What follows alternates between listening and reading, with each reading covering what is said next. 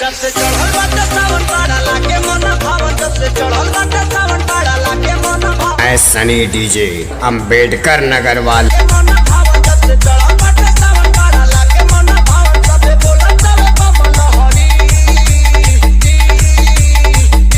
दया फकीरी भोला दी के झंडा सारी दुनिया में फहरी। एनटीपीसी कांडा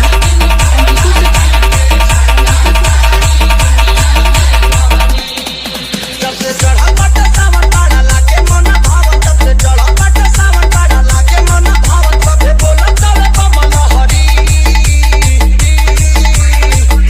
दया फकीरी भोला दी के झंडा सारी दुनिया में फहरी।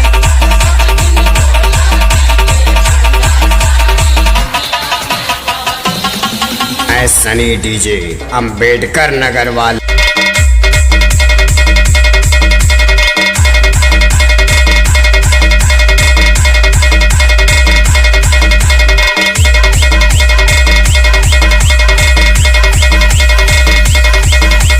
पीसी कांडा एनटीपीसी कांडा भोले बाबा के जयकारा सबे बोलत बा संग में भोले बम के नारा।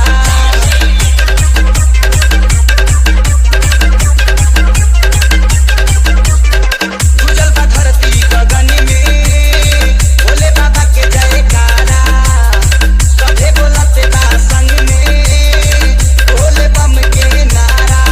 हरे हरे महादेव सब बोलत रे देव, हरे हरे महादेव सब बोलत रे देव। श्री के शरण में आके ठहरी दया फकीरी भोला दी के झंडा सारी दुनिया में फहरी।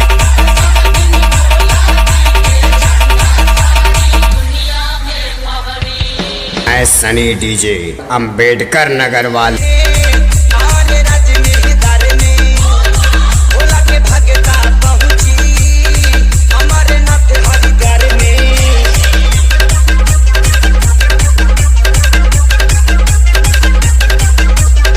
पशुपतिनाथ देव घर में हमारे राज्य में दर में भोला के भगता पहुंची हमारे नाथ हरिद्वार में।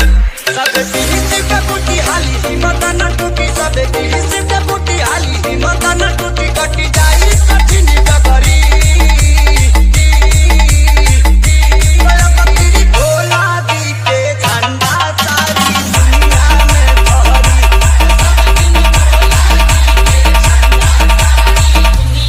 पीसी कांडा एनटीपीसी कांडा महेश परदेसी संग में चलल बाड़े के सारी शिव के सेना बनल बा दुनिया के नर नारी।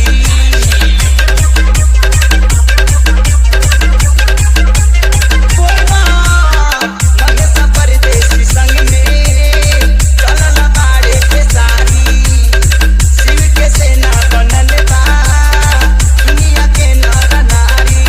सबे बोले बम बम मिट्टी सब कर बम, सबे बोले बम बम मिट्टी सब कर बम। जल चढ़ी बड़ भर पगरी दया फकीरी भोला मैं सनी डीजे अम्बेडकर नगर वाले